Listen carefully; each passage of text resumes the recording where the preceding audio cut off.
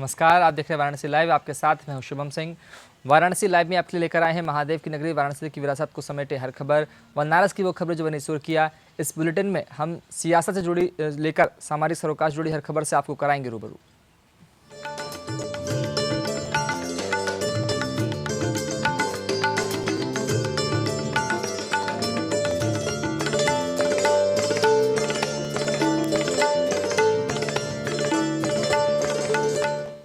शुरुआत करते हैं। कोरोना वायरस से बचाव के लिए वाराणसी के हॉटस्पॉट इलाकों में गरुड़ ड्रोन से सैनिटाइज किया जाएगा। हॉटस्पॉट वाले इलाके मदनपुरा, बजरडीहा, लोहता, गंगापुर के 50 एकड़ क्षेत्र को इसके जरिए सैनिटाइज किया जाएगा। उधर 4 हॉटस्पॉट क्षेत्रों में से एक बजरडीहा कोरोना के लिहाज से अति संवेदनशील इलाका है, लिहाजा इलाके को सील तो किया ही गया है। अब ड्रोन के जरिए भी पूरे इलाके की निगरानी की जाएगी। लॉकडाउन के दौरान लोग नियमों का पालन करें और घरों से बाहर ना निकलें, यह तय करने के लिए हॉटस्पॉट में शामिल बजरडीहा में पुलिस ड्रोन से नजर रख रही है।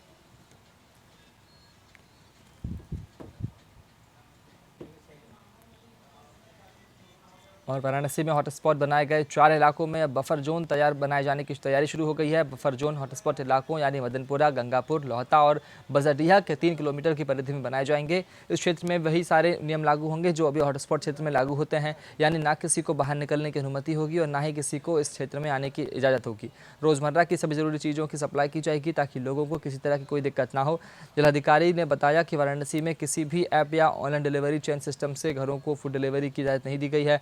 अभी वाराणसी में कोरोना के कुल 9 मामले हैं, जिनमें से 1 की मौत हुई है, जबकि 2 लोग ठीक होकर घर जा चुके हैं। बाकी 6 लोगों का इलाज अभी चल रहा है। कोई नया केस अब तक सामने नहीं आया है। बनारस की जो स्थिति है उसमें अभी तक केवल 9 पॉजिटिव हैं। 2 केसेस ऐसे हैं जिनकी रिपोर्ट आज आनी है और जैसी रिपोर्ट आएगी हम उसको शेयर करेंगे। ये 2 केसेस जो second round of confirmatory test जिनका चल रहा है वे उसी हॉटस्पॉट जोन के ही हैं जो मदनपुरा में पहले से बनाया गया है।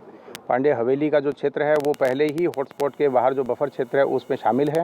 जमात के जो हैदराबाद कर्नाटक के लोग थे वो जिन मस्जिदों में रुके थे और उनकी लेडीज़ जिन जिन घरों में रुके थी उनकी कॉन्टैक्ट ट्रेसिंग कराई गई थी। उन सभी कॉन्टैक्ट्स के सैंपल लेके भी भेजे गए थे। बफर जोन में भी वही रेस्ट्रिक्शन लागू होती हैं जो हमारे हॉटस्पॉट में लागू होती है। वाराणसी में ऑनलाइन फूड डिलीवरी पर पूरी तरह से प्रतिबंध है, बावजूद इसके कुछ कंपनियां ऑनलाइन फूड डिलीवरी कर रही हैं। पिछले दिनों दिल्ली में होम डिलीवरी करने वाला एक शख्स कोरोना पॉजिटिव पाया गया था, जिसके बाद 72 घंटों घरों के लोगों को क्वारंटाइन किया गया है। बावजूद इसके वाराणसी में खाने की ऑनलाइन डिलीवरी की जा रही है, जबकि प्रशासन की ओर से इस पर रोक लगाई गई है। इस पूरे मामले पर संज्ञान लेते हुए जिलाधिकारी ने स्पष्ट कहा है कि वाराणसी में किसी भी प्रकार की फूड डिलीवरी की कोई परमिशन नहीं है। अगर ऐसा करता है तो उसके खिलाफ सख्त कार्रवाई की जाएगी। पूरी तरह वाराणसी में ये बंद है। कुछ दिन के लिए स्विगी को ये कार्य दिया गया था। उत्तर प्रदेश सरकार ने निर्णय लिया था कि जहां भी संभव हो और ये एक्टिविटी संचालित कराई जा सके तो करा ली जाए। 2-3 दिन के लिए होम डिलीवरी में स्विगी के लोग जुड़ गए थे, उन सबको तुरंत ही 2 दिन के बाद डिसकंटिन्यू कर दिया गया था। हमारे जनपद में कोई भी ऑनलाइन फूड की डिलीवरी नहीं हो रही है। कोई चोरी छिपे कर रहा होगा तो उसकी हम कार्रवाई भी करवाएंगे। स्विगी का जो कार्य 1-2 दिन चला था वो भी पर्याप्त रूप से पूरी तरह बंद है। किसी भी रेस्टोरेंट को खोल के ना होम डिलीवरी के लिए और ना वहाँ पे लोगों को बिठा के खिलाने की आज़ादी दी गई है। ये पूरी तरह लॉकडाउन में प्रतिबंधित है। हो सकता है कि कुछ शहरों में ये सर्विस चालू हो, लेकिन वाराणसी में पूरी तरह प्रतिबंधित है और ये आगे भी इसी तरह कंटिन्यू रहेगी। और पीएम मोदी के संसदीय क्षेत्र वाराणसी में कोरोना को लेकर पूरी सतर्कता बरती जा रही है। लॉकडाउन का पालन कराने के लिए पुलिस भी सख्ती दिखा रही है। अलग अलग थाना क्षेत्रों में पुलिस ने चेकिंग अभियान चलाकर बेवजह बाहर घूम रहे लोगों पर कार्रवाई की है। इसके साथ ही कई लोगों को चेतावनी देकर भी छोड़ा गया है।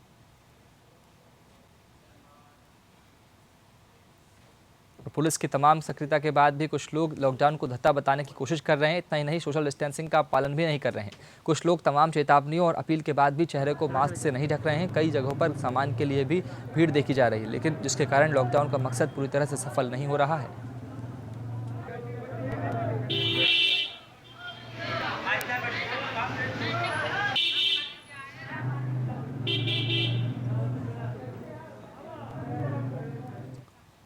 एक और जहां पुलिस लॉकडाउन का पालन कराने में जुटी हुई है तो लोगों को जागरूक कर रही है, तो वहीं कुछ ऐसे लोग भी हैं जो अपने अनोखे अंदाज में कोरोना के खतरे को लेकर लोगों को जागरूक कर रहे हैं।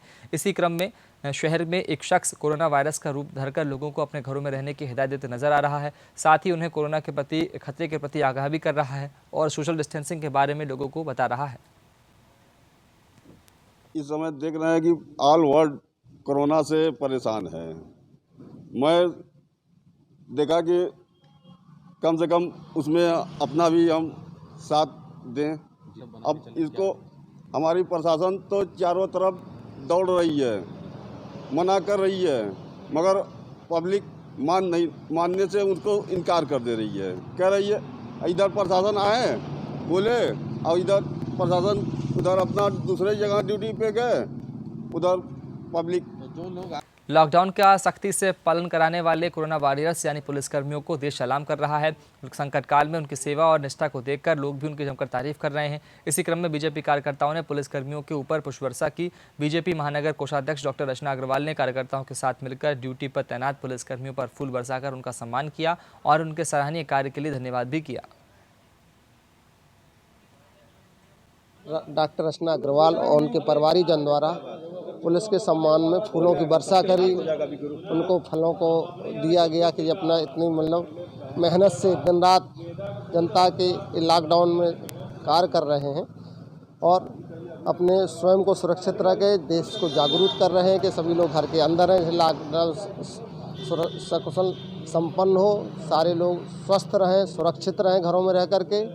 और किसी को अगर आवश्यकता होती है तो मेरे जो फ़ोन नंबर है सरकारी 94 54 40 16 42, इस पर संपर्क कर सकते हैं। राशन के लिए, फूड के लिए उनको उनके आवास पर फूड उपलब्ध राशन उपलब्ध कराया जाए। आज जो हमारे पुलिसकर्मी भाई हैं जो निरंतर इस समय जो कोरोना के संकट से ग्रस्त हमारा देश है, इसमें रात दिन हमारी सेवा कर रहे हैं और उसके बाद बहुत ऐसे मौके होते हैं जब स्वयं भी वो इस खतरे में होते हैं, उनके ऊपर ये होता है कि कई बार हमारे पुलिसकर्मी भाई कोरोना से इन्फेक्टेड भी हो गए हैं और उसके साथ साथ वो रात दिन लोगों को भोजन पहुंचा रहे हैं, लोगों की समस्याओं को देख रहे हैं। जो कोरोना से पीड़ित लोग हैं उनको वो जाते हैं डॉक्टरों के साथ अस्पताल पहुंचाने का काम करते हैं, तो वो पूरी निरंतरता के साथ हमारे समाज के साथ जुड़े हुए हैं, समाज की सेवा कर रहे हैं, हमारी सुरक्षा कर रहे हैं। और वाराणसी के हृदय स्थल कहे जाने वाले गोदोलिया को बफर जोन क्षेत्र जोन घोषित किए जाने के बाद इलाके में लगने वाली प्रमुख दूध सट्टी अब मैदागिन क्षेत्र में लगाई जाएगी। जिले में 4 इलाकों में कोरोना पॉजिटिव मरीज मिलने के बाद इन मोहल्लों को सील कर दिया गया है। जिला प्रशासन ने एहतियातन इन चारों हॉटस्पॉट इलाकों में 2 किलोमीटर की परिधि में बफर जोन बना दिया गया है। गोदोलिया का इलाका भी इसके दायरे में है, लिहाजा यहाँ स्थित दूध सट्टी अब मैदागिन क्षेत्र में लगाई जाएगी। इसके साथ ही दशाश्वमेध घाट के समीप लगने वाली सब्जी मंडी को भी मैदागिन क्षेत्र में ही शिफ्ट किया जाएगा। जो हमारा गोदोलिया का क्षेत्र है वो मदनपुरा जो हमारा हॉटस्पॉट जोन है, अब उस मदनपुरा हॉटस्पॉट जोन के बाहर भी एक बफर जोन एक्सटेंड किया जा रहा है। बफर जोन पहले से ही था लेकिन और उसके एक्सटेंशन की आवश्यकता पड़ रही है। तो वहाँ पे एक दूध मंडी है जिसमें काफ़ी लोग दूध खरीदते हैं और वहाँ भीड़ भाड़ भी रहती है। उनको आज लास्ट डे बता दिया गया है कि ये दूध मंडी कल से मैदागिन चौराहे पे शिफ्ट करवा दी जाएगी। वहाँ पे बाकायदा मार्किंग करवाई जा रही है और कल से सारी मंडी कुछ दिन के लिए वहीं चलेगी। ये मंडी जो है बिल्कुल गोदोलिया पे मदनपुरा हॉटस्पॉट क्षेत्र से लगी हुई है, इसीलिए इसकी शिफ्टिंग करवाई गई है। एक सब्जी मंडी भी है जो चितरंजन पार्क पे चलती है, उसकी भी बात चल रही है, आज उस पर भी निर्णय किया जाएगा। और लॉकडाउन की समस्या को देखते हुए नागरिकों की सुविधा के लिए बैंक ऑफ बड़ौदा ने सचल मोबाइल एटीएम की शुरुआत की है। इस सेवा का शुभारंभ वाराणसी के कमिश्नर दीपक अग्रवाल ने किया। इसका मकसद लोगों तक पहुंचकर नकदी के संकट को खत्म करना है।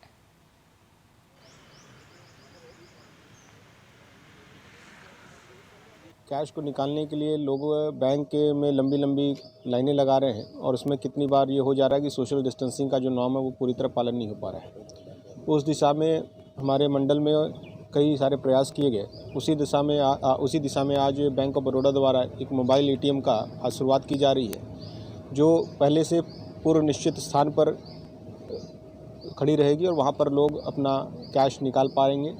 ये ऐसे एरियाज़ में जाएंगी जहाँ पे हमारा एटीएम का नेटवर्क थोड़ा सा वीक है।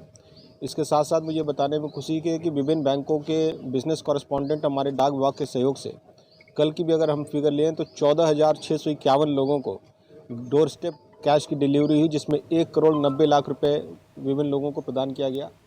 और कोरोना वायरस संकट के बीच बैंक ऑफ बड़ौदा की ओर से शहर के विभिन्न इलाकों में तैनात पुलिसकर्मियों को पानी पीने के लिए थर्मस, सैनिटाइजर और मास्क भेंट किया गया। इस बारे में बताते हुए एसपी ट्रैफिक ने बैंक को सहयोग के लिए धन्यवाद दिया और कहा कि कड़ी धूप में तैनात सिपाहियों को अब पानी पीने के लिए दूर नहीं जाना होगा।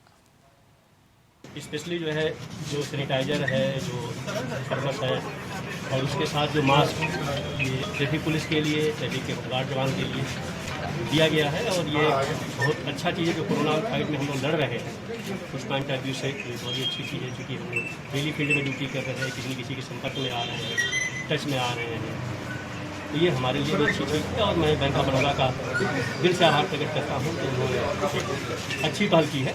देखिए, ये एक अननोन एनिमी से हम लोग लड़ रहे हैं, ठीक है। इसी आधार पे हमारा देश में बहुत सारे फ्रंट लाइन्स है जो हम लोग देखते भी है और हम लोग महसूस भी करते हैं। उनमें से एक ये ट्रैफिक पुलिस है जो इतना गर्मी में भी रास्ता में रह के वो सामाजिक दूरत्व, सोशल डिस्टेंसिंग मेंटेन कर रहे हैं, लॉकडाउन को पूरा कामयाब कर रहे हैं।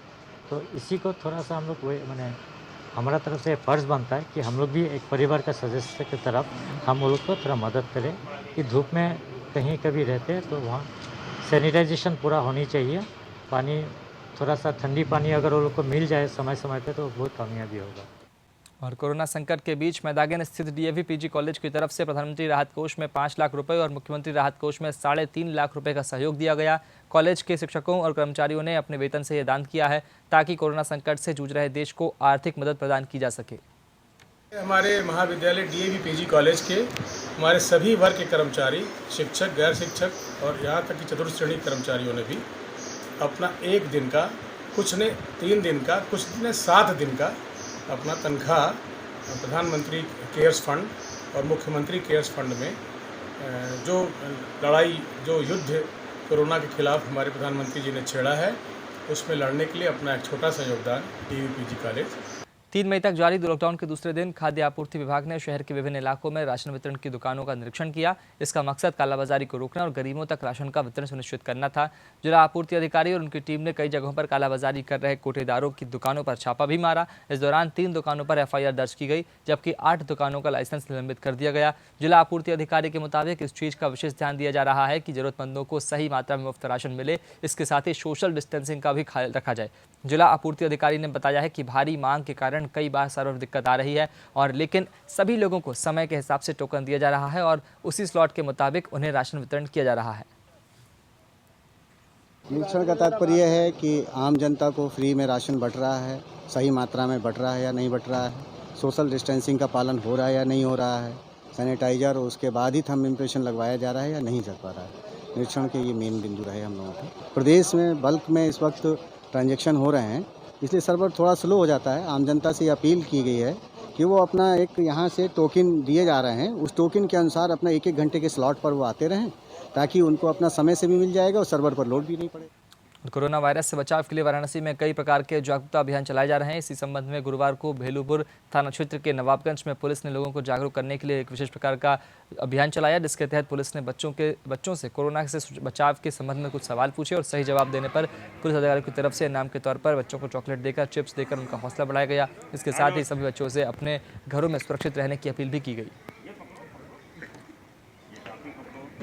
जी सर, तो ठीक है, आपसे कुछ टफ क्वेश्चन पूछ सकते हैं। ये बताइए कि सैनिटाइजर अगर ना हो घर में तो हम किस चीज़ से हाथ धो सकते हैं? अब डिटॉल साबुन से भी हर 20 मिनट में आप हाथ धो सकते हैं। जान माल की सुरक्षा के लिए हमेशा प्रयासरत रहें। और इसी के साथ फिलहाल इतना ही। नमस्कार।